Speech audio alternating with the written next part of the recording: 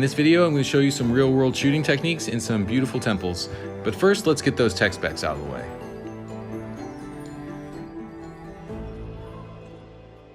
There's a lot less tourists than normal in Thailand, but a lot more construction, so you can hear it in the background.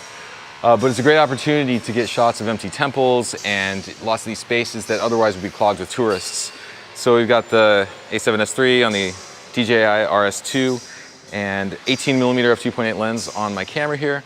And I'm just gonna go around getting B-roll type shots of temples. If I wanna get a shot of like the ceiling, then an easy way to do that is to just dip the gimbal down like this, double click, that puts it in like flashlight mode, and then you bring it back up, and now it's pointed at the ceiling. I filmed this shot in pan, tilt, follow mode, and I just sort of slid my feet along the ground to get smoother movement.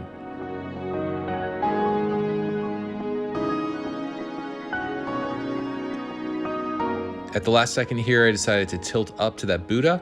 A lot of the time when I'm doing these shots, I kind of make up the movement as I go.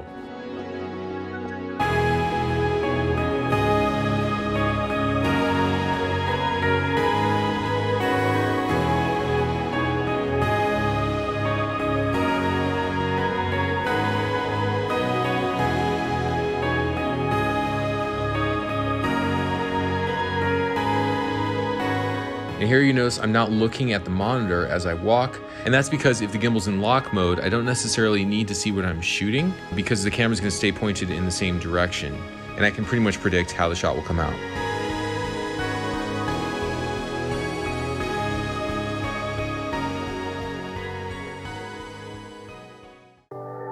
This shot is in POV mode.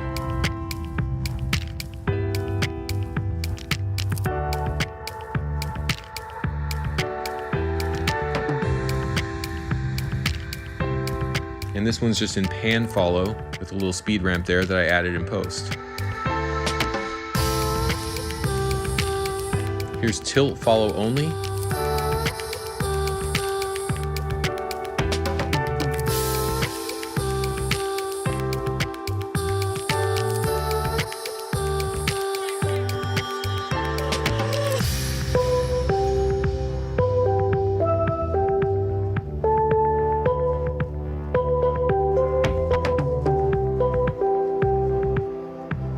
Here I am in POV mode, letting the gimbal swing just a little bit.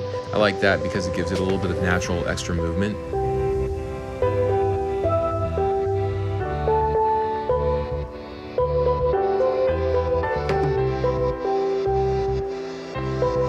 And this one is pan follow. I like to do gimbal shots that move between two different subjects in interesting and unusual ways.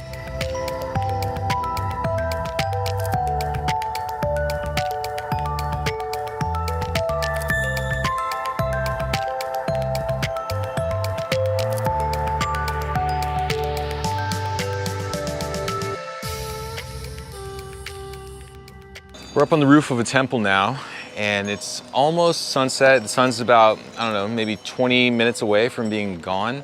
First, I'm gonna try something basic that just captures hopefully a fraction of what I'm seeing, because this is just incredibly beautiful up here. And once I get that shot, then I'll move on to other more experimental shots. Yeah, and I don't have that long to do it because once the sun goes down, it's gone. So, let's see what we get. Using a wide-angle lens at a low angle will make your subject look bigger.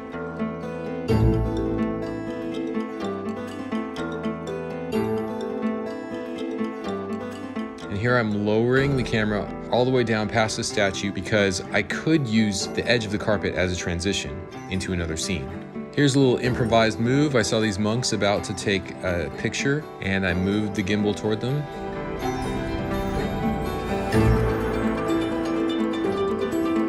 Right in time for the guy to hold up the camera and take the picture.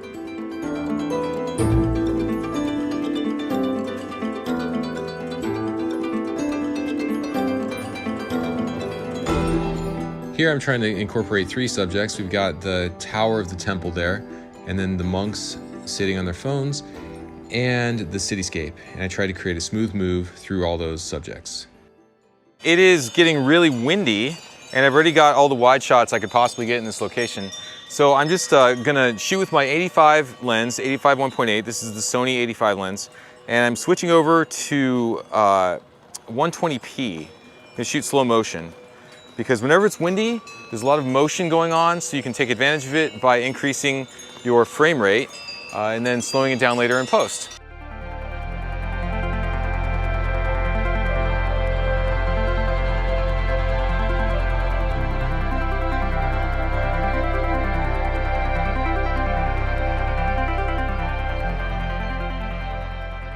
So you see me squatting while I'm shooting, doing this instead of using my arms. It's because legs are steadier than arms. Your body becomes progressively less stable the higher up you go. So this is the least stable, and down there, this is the most stable, right? So the further you get from the ground, the less stable you are.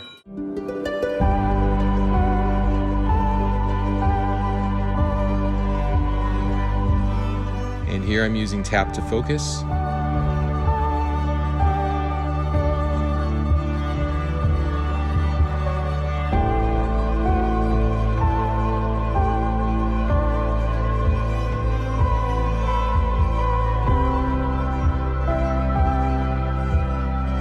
And that's it for this shoot. Thanks for watching. I'll see you in the next video.